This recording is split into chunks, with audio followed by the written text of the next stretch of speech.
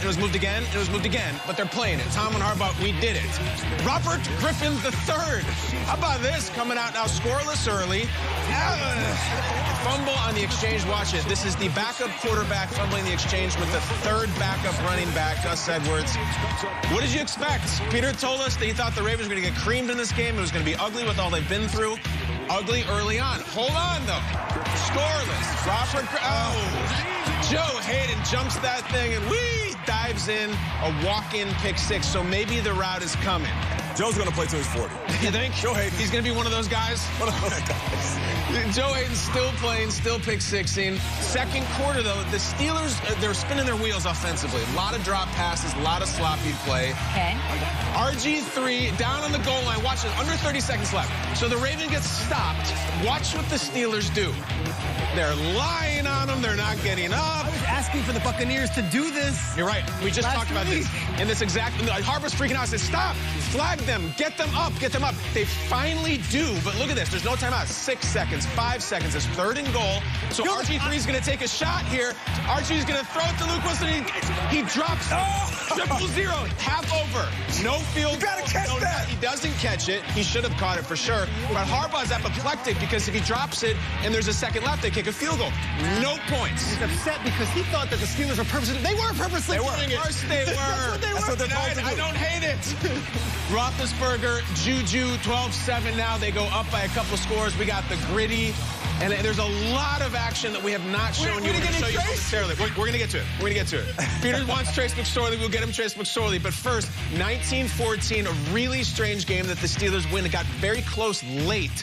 Let's hear from Roethlisberger, who was not in the holiday mood after an ugly, sloppy win. Big Ben, what'd you think of this one? I mean, obviously, we won, but it sure doesn't feel like it. Just not good football. It starts with me. You know, this is a mental game, and this has been a very mentally challenging and draining week. But, you know, at the end of the day, we need to step on the football field and play good football when it's time. Big Ben not happy about the Steelers' performance. They stay undefeated in that #1 seed spot. The Chiefs sitting right there on their tail at 10-1. The Titans are the 3 seed as it stands now after week 12. All right, the Ravens kept it close. What did we make of Pittsburgh's win yesterday? It's a weird game. Oh, weird. Yeah. Did they look good? No. Was it a good win? Yes. Ugly football this time of year. The weather was ugly. The conditions were something that paralleled what they went through in pushing this game back. It seems like everything was up in the air. This was just a week where they needed to get the win to move on to next week. As much as I could sit here and criticize, and as I'm watching the game saying, are the Ravens about to win this game? Yeah. Which they had plenty of opportunities to. Oh, yes. I still walk away saying the Pittsburgh Steelers are undefeated.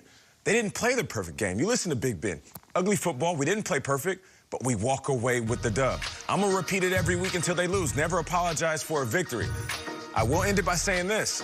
As I'm watching this Pittsburgh Steelers team kind of claw their way through this game, walk away, beat up and bruised, cold, feeling ugly as they win the ugly game, this team isn't beating the Kansas City Chiefs.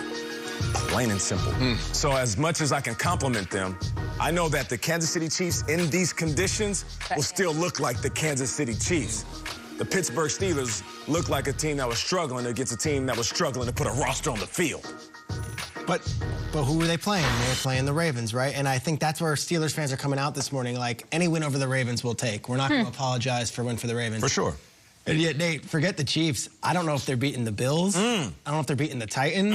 I have a lot of doubts about Pittsburgh after yesterday. Oh, the Browns. The Browns are coming with 2 running backs. If you didn't watch this game, it was maybe the worst game of football we've seen all season. Sloppy, gross, turnovers. And the Steelers, they had most of their weapons, and it was ugly. Talking drop after drop after drop. And ones like this, like Deontay Johnson, the ball goes right through the numbers and off of him. In the hands, drop. Juju couldn't catch anything. Ebron had about 4 drops, I felt like, in big spots. That were terrible play right there. And like, these are their starters. Like, this isn't Trace McSorley throwing the ball to Culkin, the backup tight end on the Ravens, who was a connection yesterday that we saw. So I have genuine concerns with the play. And guess what, Steelers fans? As you're throwing your remote at the TV, I'm not alone. Here was Mike Tomlin talking about how he felt his team performed against the Ravens' 3rd, 4th, 5th, and 6th string yesterday. Mike, you had some red zone failures and a number of drop passes. What do you attribute that to? Anything in particular? Sucking. Yeah. That's not Barack O'Tomlin. That's not Barack O'Tomlin. It's okay to suck. Yes, we suck. You got the win. You're 11-0. But like, even the Steelers fans can't wake up this morning saying, "Oh, I feel fresh as a daisy. Bring on the Chiefs." That's just how I feel. But can you just say like it was the craziest situation? Yeah, it was. 3 times. So you don't like circumstances don't affect this at all. Like, no, you're right. Minds have changed on the Steelers. You're totally right. It was such a weird deal, not just for the Ravens, for the Steelers too. That just chalk it up and move on to the next one. That's fine. It's just been this tendency that like we kept the Cowboys hanging around. We with Garrett Gilbert. Like it doesn't seem like they ever just put a team away. And those really good teams, they'll bite you at the end. And now it keeps going. Roethlisberger after said, "We're going to start watching Washington tape tonight because they got to go." Yeah. I like that. We missed some of this in the highlight. The game got really strange. Before we run it, RG3 got hurt in this game. He pulled up with a hamstring, he had to come out. Trace McSorley, a second-year player who had never thrown a touch, never thrown anything, came in the game, and it got crazy. Watch what happened. As Tirico is saying, "Oh, it's kind of over," Trace McSorley is going to find Hollywood. There's only a few minutes left in the game, and Hollywood's going to go, "Now watch, Minka's got an angle on me." Oh, bye-bye. This was scary. So now it's alive. It is absolutely alive, and the Steelers are going to get the ball after this. Roethlisberger faced an unbelievable situation in which he had to throw it over the middle to move the chains. I think it was a third down. Here it is, right here. And look at this pass. How was that not picked off? That pass was in the air for an hour. It goes to James Washington, who, credit to him, makes a great play. With his hands in the cold. Floater. With his hands in the cold, Kyle. Poor Ravens. Check I out can't that. imagine he threw that ball. And if that's intercepted, I actually think the Ravens are going to go on and win the game. Why aren't they running the ball? They tried, they ran it. This game got crazy at the end. So if you think the Steelers were ugly, if you think it wasn't great, they damn near blew this game. Now, credit to Washington, he made the play. Yeah.